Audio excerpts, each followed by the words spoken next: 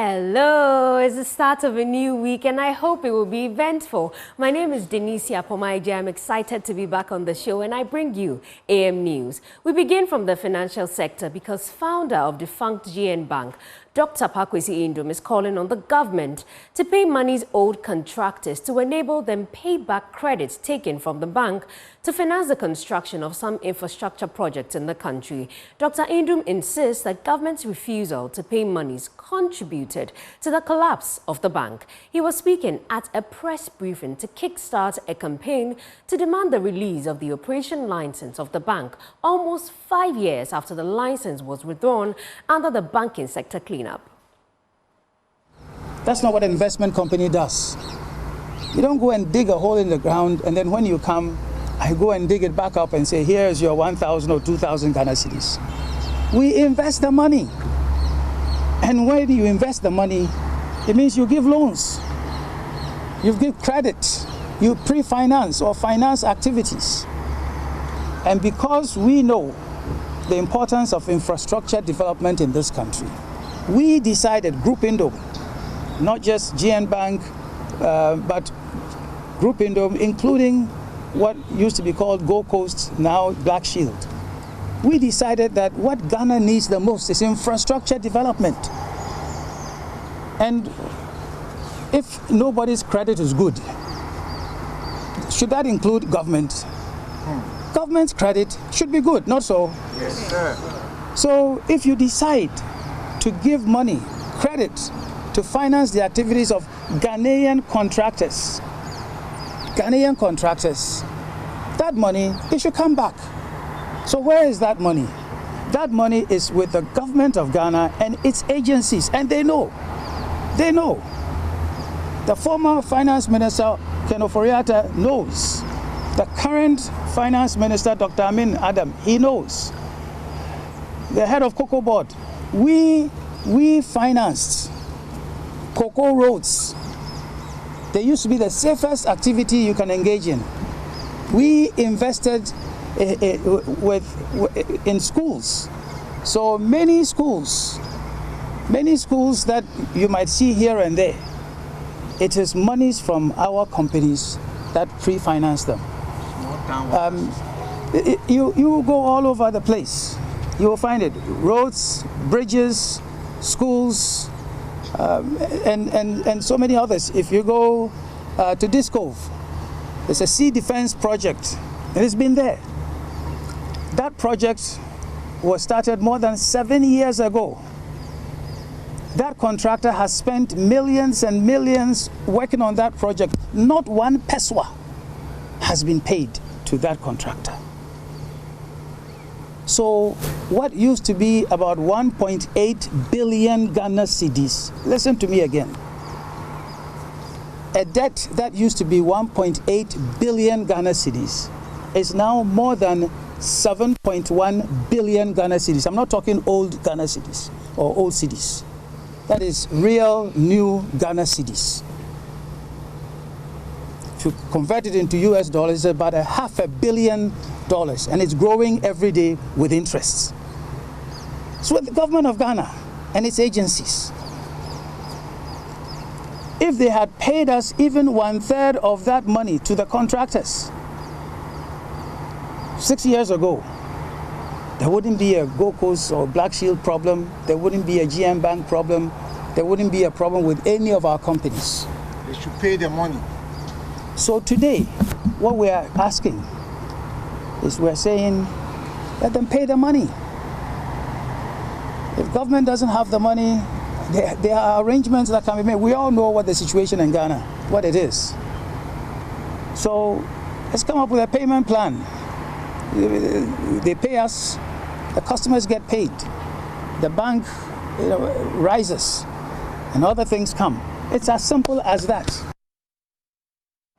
Let's now move away from the financial sector. Constituency communication officers of the New Patriotic Party in the Bunu region are up in arms against the Regional Coordinating Council over the alleged auction sale of some heavy-duty machines and trucks, some of which they said were beneficial to the district assemblies. Led by the Sunyani East Communications Officer, Abubakari Yakubu, the communicators declared an indefinite strike pending adequate answers and retrieval of some of the machines to end what they described as an action by the RCC to sabotage the party's presidential candidate, Dr. Mahmoud Bawumia. Precious Semewo filed this report from Sunyani.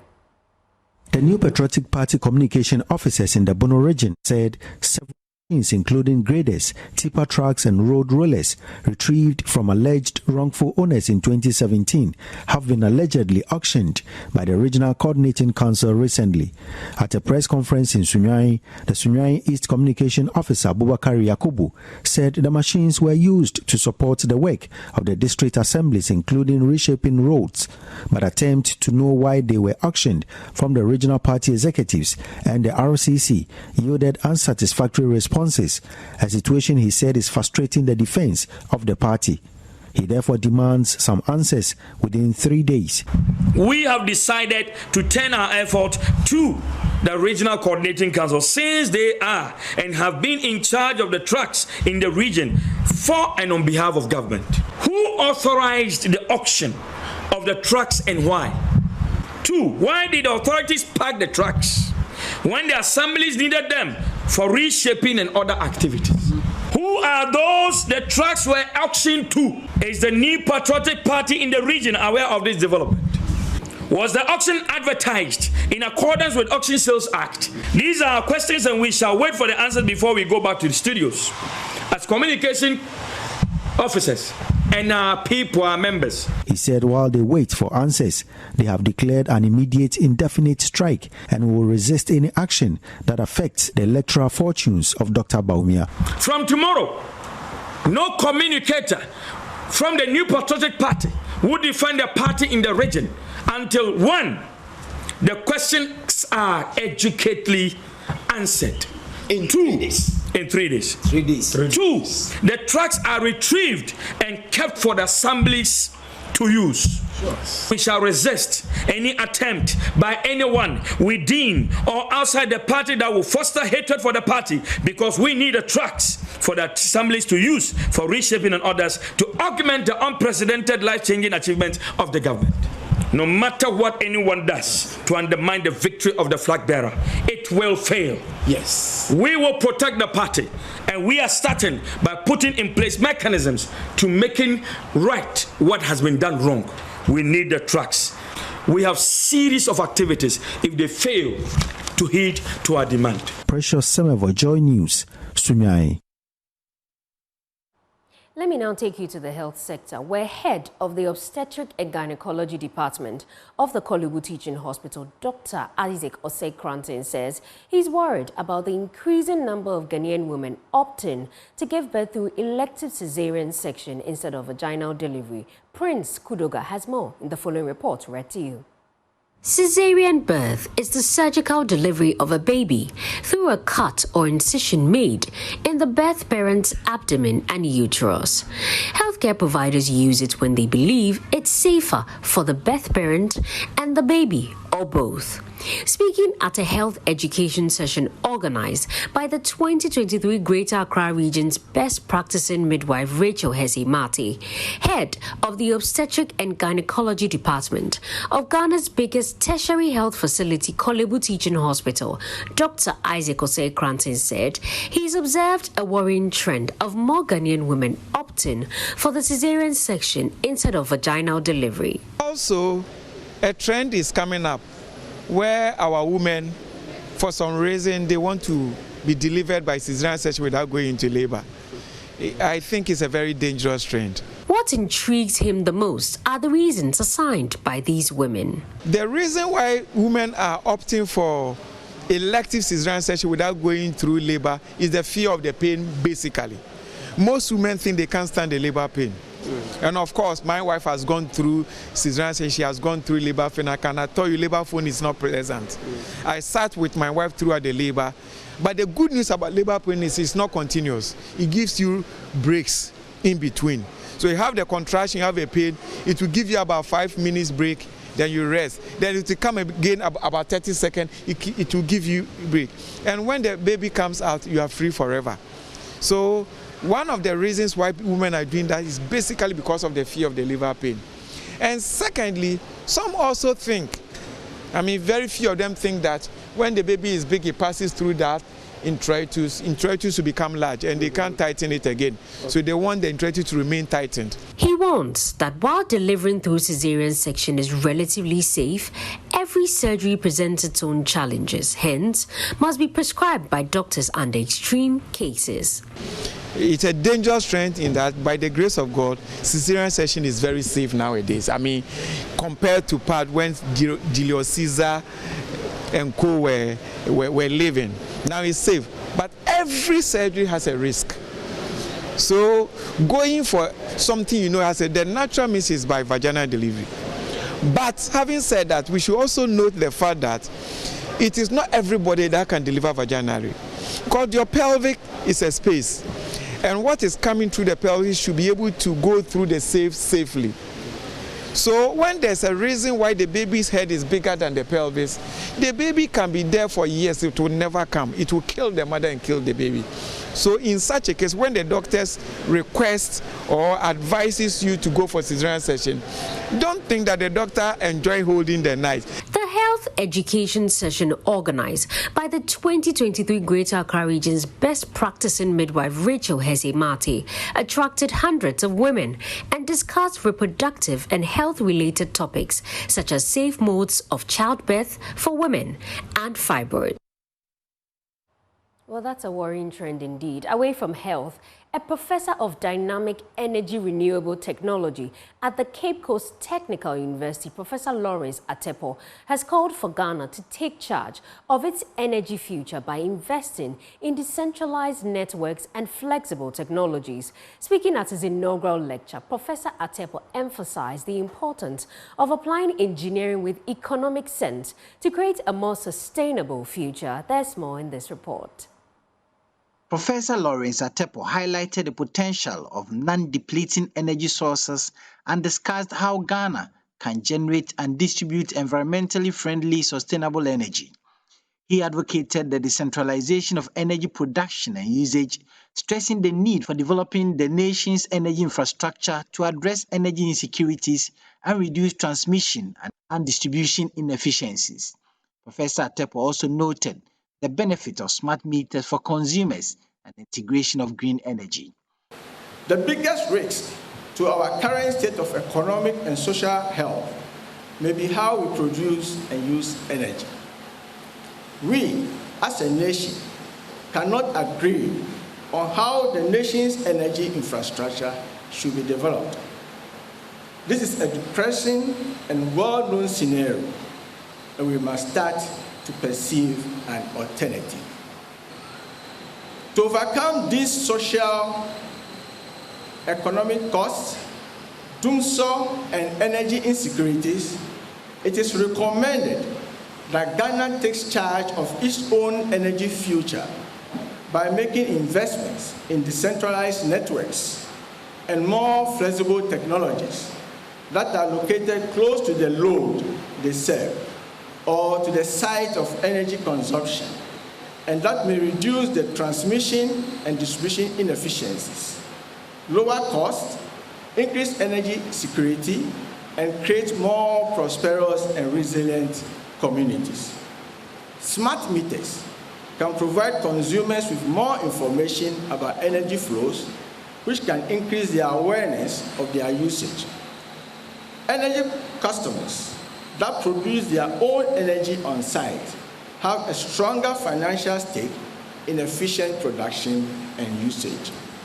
Vice Chancellor of the Cape Coast Technical University, Professor Kweku Educhum Eyimboache, stressed how significant the issue of renewable energy is in Ghana's current dispensation. In an era marked by escalating concerns over climate change and environmental degradation, the need to transition towards renewable energy sources has never been more imperative. However, this transition presents complex challenges, particularly regarding the integration of renewable energy technologies into existing power grids. His topic, therefore, complex nonlinear green energy technology, exploring the nexus to grid integration for economic health, marks an intriguing yet intricate interface between energy and the economy. For Professor Atepo, a shift from fossil fuels to cheaper, locally produced biofuels would promote the adoption of hybrid green energy systems to enhance the country's energy sustainability.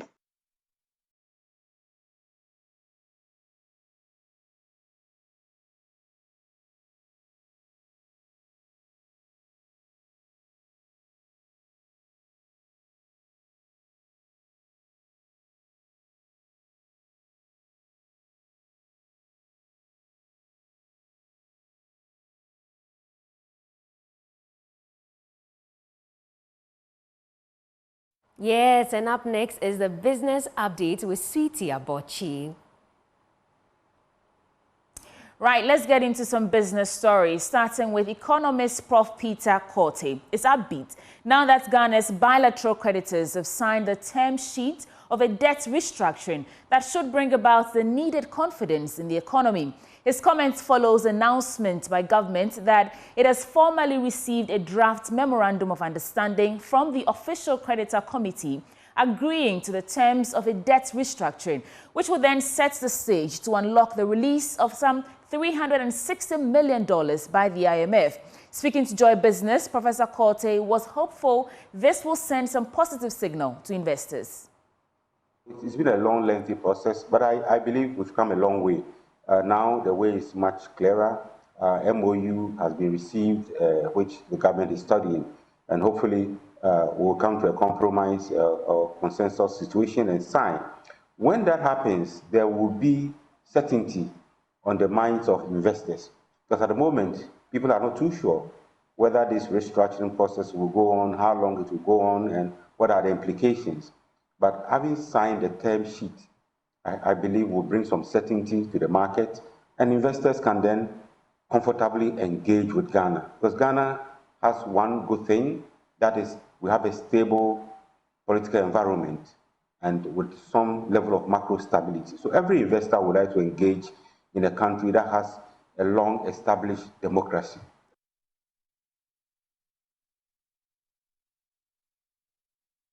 Now, internal auditors in the public sector are seeking for more support to be able to block corrupt practices in the internal agencies.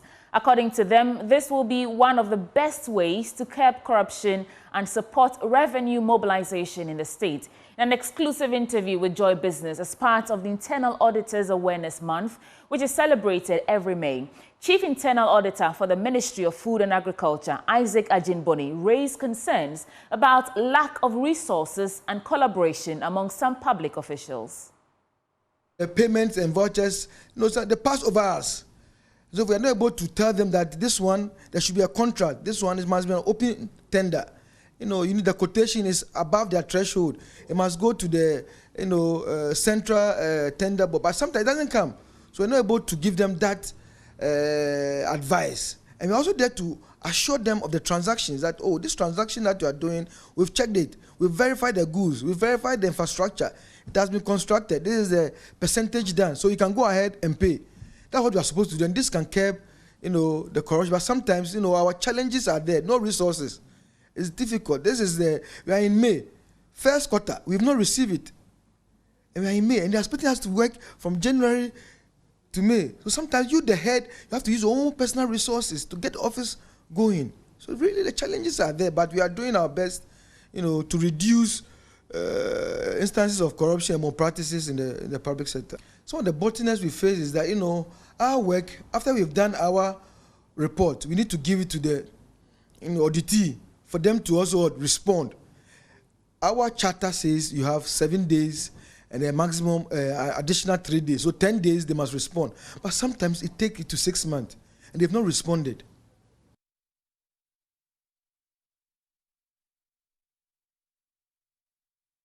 And that's it for business updates. Handing back over to Denisia Poma Eje. Thank you, Sweetie Abochi, for bringing us business updates. And this is how we end AM News. But don't forget that right after the break, we have the news review. We'll be joined by Suleiman Abrahima. He's Executive Director for the Media Foundation for West Africa. My name is Denisia Poma Eje.